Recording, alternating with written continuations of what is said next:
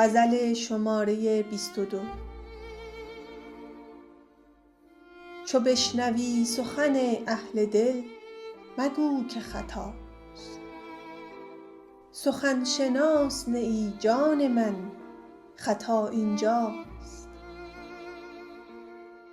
سرم به دنیی و عقبی فرو نمی آید، تبارک الله از این فتنه ها که در سر ماست.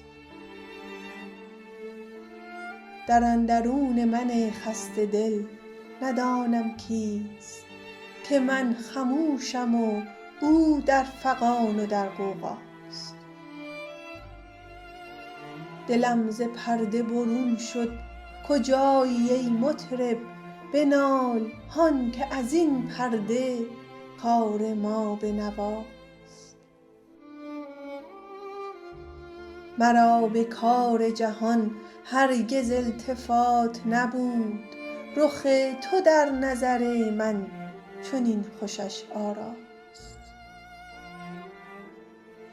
نخفته ام ز خیالی که می پزد دل من، خمار صد شبه دارم شرابخانه کجاست.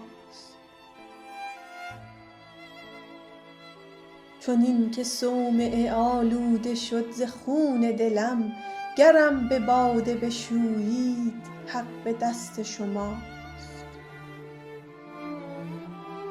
از آن به دیر مغانم عزیز می دارند، که آتشی که نمیرد همیشه در دل ماست. چه ساز بود که در پرده می زد آن مطرب، که رفت عمر و هنوزم دماغ پر ز هواست.